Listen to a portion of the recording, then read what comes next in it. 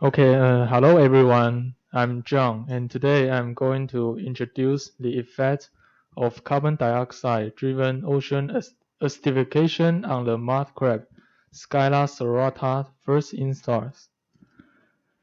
And first, Scylla serrata, they are the biggest mud crab, and they are commonly 15 to 20 centimeters in carapace width and 0.5 to 1 kilogram in weight. And this figure shows what is carapace width means. And their maximum carapace width can be 30 centimeters, and their maximum weight can be 3 kilograms, and they are usually distributed in the estuaries and mangroves of Africa, India, and Asia. In Scylla serrata, they have high economic value due to their rich nutrients.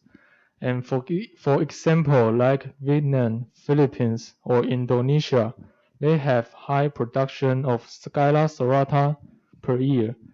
But ocean acidification will make the concentration of carbonate decrease. So when the pH value becomes lower, the carbonate ions will react with excess hydrogen ions that will make the crustaceans such as crab, shrimp, or lobster, they will be more difficult to make their shells and skeletons. Why this study chose Scylla serrata's first instars? That's because they have higher sensitivity to changing environments than adults, and they have higher metabolic rates during their larval stage. And the last one is they can transfer energy to their predator, so they play an important role in marine food web. And the instar is their teenager. You can just say they are the teenagers. Okay, and the purpose of this study is to evaluate the possible effects of ocean acidification on this economically important crab species to ensure seafood safety. And the second one is they want to know whether the ocean acidification will affect the marine ecosystem or not. Okay, and you can see at this figure, the Scylla serrata's first instars, they may adhere, and if they died from the ocean acidification, they will have direct or indirect effects on other animals, so that may influence the marine food web. Okay, so let's move on to the material and method. And so they choose Scylla serrata's first instar for this experiment. And they are both from Rajiv Gandhi Center, which is a biotechnology institute in India. And first, they put them in the laboratory to let them adapt to the environment. So after 7 days, 120 crabs were transferred into 6 aquariums for 6 different pH values for 60 days. And this is their average length and average weight after 7 days. Okay, so you can see there are 6 aquariums with 6 different pH value, and each aquarium has 20 cages and 20 crab. So 1 cage has 1 crab inside to avoid them attack each other, and the pH 8.2 is defined as control group, and the pH 7.8 is the IPCC expected ocean pH by the year of 2100. Okay, and that's the result. First, you can looking at this figure, and the x-axis is pH value and y-axis is the survival rate.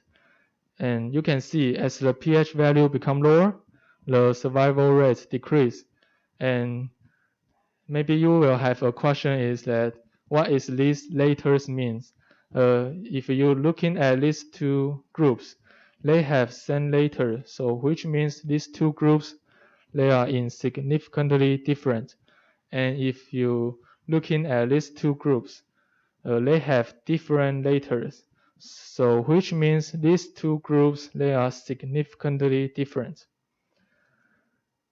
And that's the result of growth.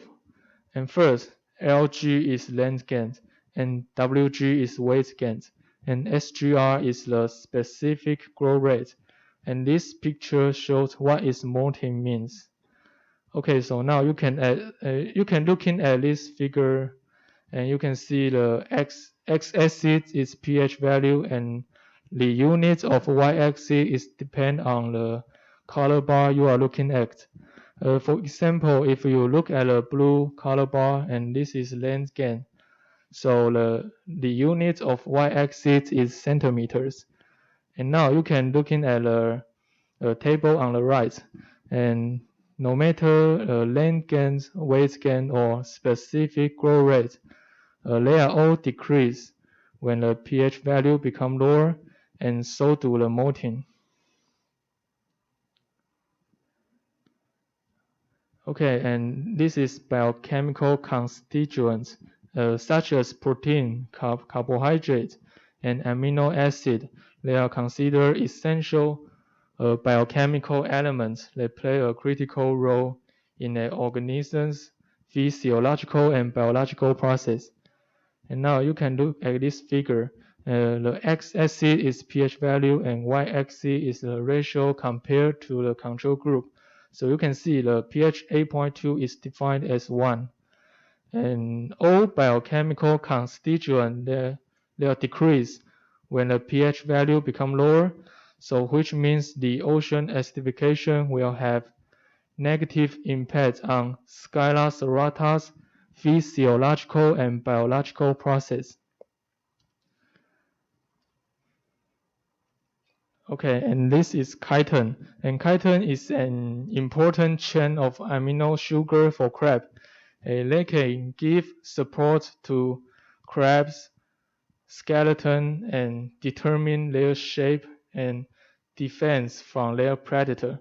And they use Fourier transfer infrared analysis to figure out how ocean acidification will affect the chitin structure of the crab. And now you can look at the figure. The x-axis is wave number, and y-axis is the intensity. And there are some different numbers that represent some different functional group. So you can see as the pH value become lower, the intensity of functional groups decrease. So which means the lower pH value will change the structure and quality of the chitin.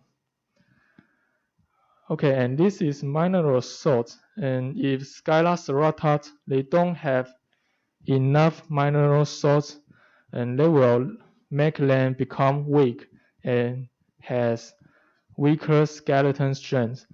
Okay, so now you can look at this figure. The x-axis is pH value, and y-axis is the ratio compared to the control group.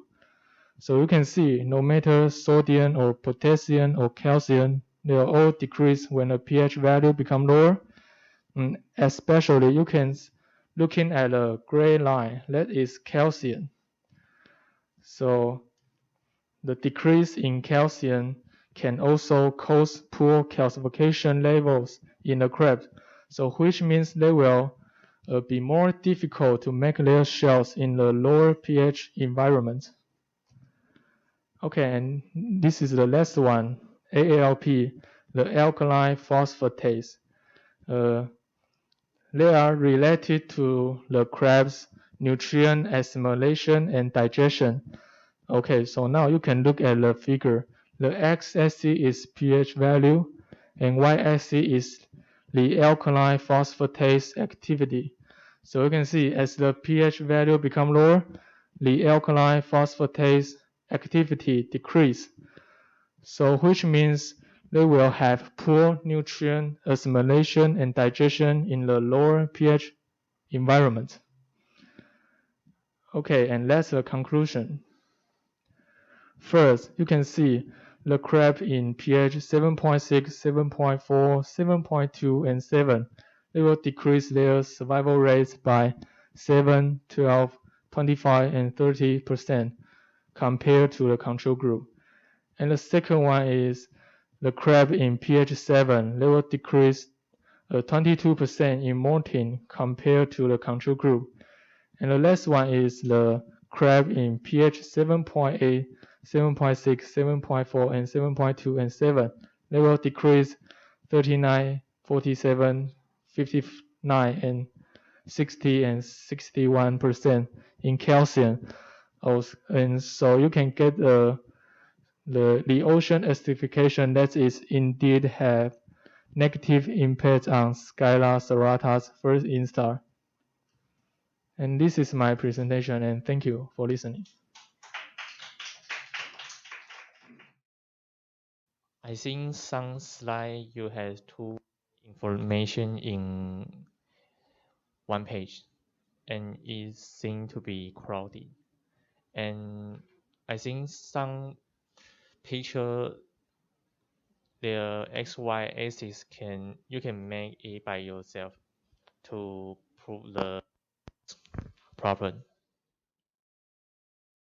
Thank you for your presentation, and I think you explained the figure is very clearly, and you also improve the problem of the test by covering the figures, and you also improve your pronunciation, and you are good at controlling the time, but you have one problem is your font is different in the conclusion.